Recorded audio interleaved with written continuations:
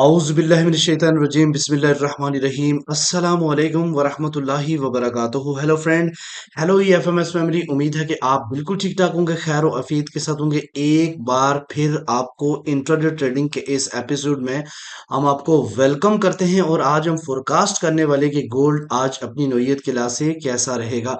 मेरे वो दोस्त, मेरे वो अजीज जो ऑनलाइन फॉरेक्स ट्रेडिंग से पैसा कमाना चाहते हैं, सेफ ट्रेड करना चाहते हैं, जिनकी ट्रेड नेगेटिव से स्टार्ट होती है और नेगेटिव पे ही जाके खत्म होती है, ये वीडियो आपके लिए है। स्किप मत कीजिएगा, कंप्लीट देखें ताकि आज के लेवल और आज के कंसेप्ट आपको समझ आ सकें।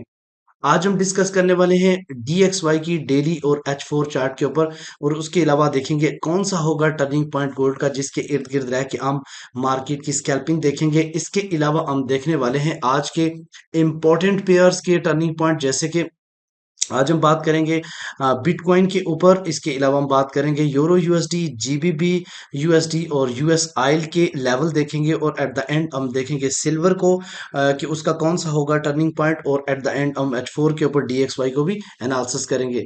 इसके अलावा आज हम देखेंगे ऐसी कौन सी इंपॉर्टेंट फंडामेंटल हैं जो कि आज के दिन मार्केट के ऊपर असरअंदाज हो सकती हैं। इसके अलावा आज हम देखेंगे कि H4 की और डेली की एक स्टोरी जो मैं अक्सर आपको बताता हूँ, डे वन की स्टोरी, और उसके बाद हम देखेंगे आपके फेवरेट लेवल H4, जहां पे आपको मिलने वाली है एक बेहतरीन बाय या फिर इंतखाब करोगे एक बेहतरीन सेल का। जुड़े रहे हमारे साथ।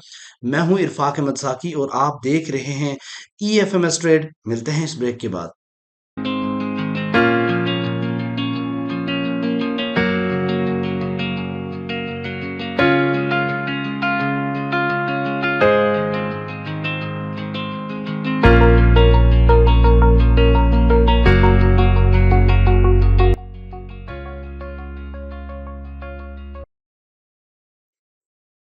Welcome friend. अगर आप न्यू हैं और अभी तक आपने हमारा चैनल EFMS ट्रेड सब्सक्राइब नहीं किया तो सबसे पहले चैनल को सब्सक्राइब कर लें, बेल आइकन पे क्लिक कर लें ताकि रोजाना की अपडेट आपसे मिस ना हो सके।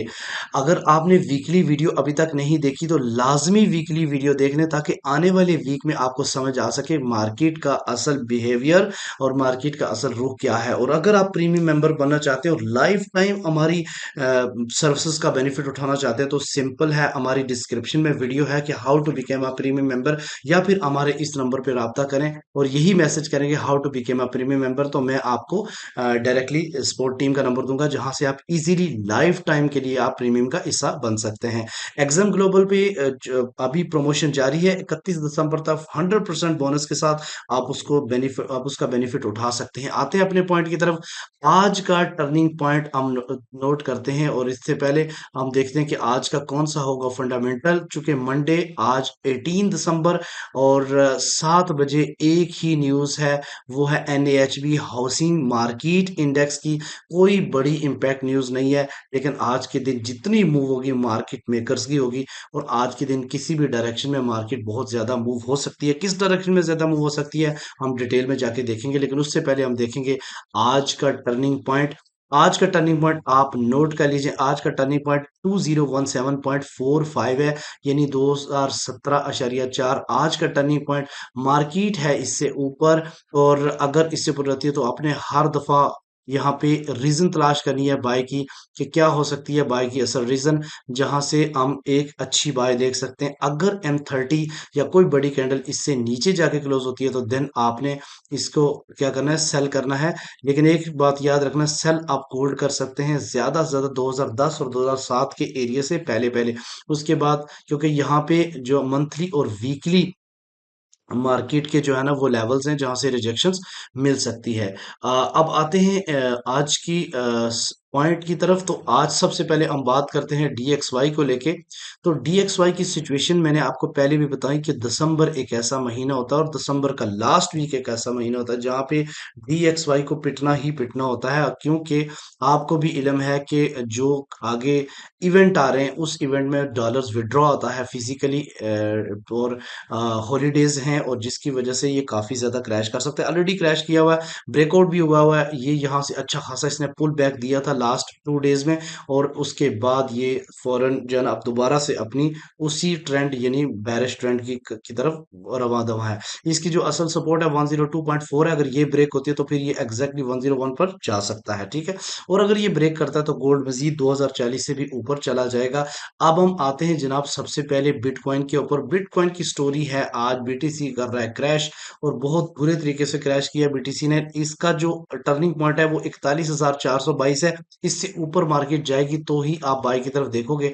बड़ी कैंडल क्लोज होगी 41,422 तो ही आप क्लोज करोगे, अदरवाइज आप बार बार इसको क्या करोगे, सेल।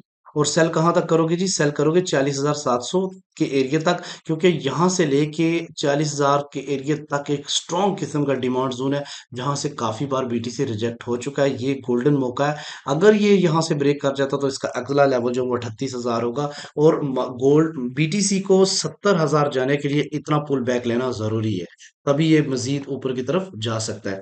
अब यूरो यूएसडी के हवाले से हम बात करते हैं, तो यूरो यूएसडी का जो टर्निंग पॉइंट है वो आप नोट कर लें। 1 मिनट में तो बताता हूँ वो टर्निंग पॉइंट क्या है। वो टर्निंग पॉइंट है 1.08916।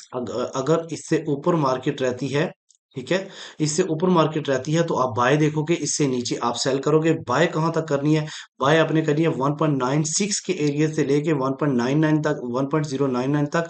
और सेल अगर इसके नीचे H4 क्लोज होता है तो देन आप सेल करोगे 1.085 के एरिया तक, या फिर 0.803 के एरिया तक, ठीक है। इसी तरीके से हम बात करते हैं जीबीबी यूएसडी के, तो जीबीबी यूएसडी का जो टर्निंग पॉइंट है वो 1.266 है। इससे ऊपर मार्केट को में देखेंगे आप बाय, इससे नीचे जाएगी तो ही आप सेल करेंगे। और सेल का जो लेवल्स है, रेजिस्टेंस है, वो 1 पॉइंट सॉरी सेल की जो सपोर्ट है वो आगे 1.26 है। अगर इससे नीचे क्रैश होती है तो देन ये अपने स्ट्रॉन्ग डिमांड जोन की तरफ चला जाएगा। और अगर इससे ऊपर रहती है तो आप इसको बार बार बाय करोगे। पहली बाय का प्रॉफिट आप टेक प्रॉफिट होगे 1.27 तक। और अगर इसको भी H4 तो आप ट्रेलिंग क्लोज करते हो तो आप ट्रेलिंग स्टॉप चलाओगे। और पहला और दूसरा जो टीपी होगा 1.273, और तीसरा जो टीपी होगा 1.27.7 होगा। मोर एवर के इसका जो टॉप जोन बना हुआ हाई वो 1.279 के एरिया, इसको भी ब्रेक करे जीबीबी यूएसटी, ठीक है। उसके अलावा यूएस आइल की स्टोरी के हवाले से मैं बताऊं तो यूएस आइल इस वक्त जिस जगह पे खड़ा हुआ है, काफी ऊपर से भी रिजेक्शन, नीचे से भी इसके रिजेक्शन मिल रही हैं।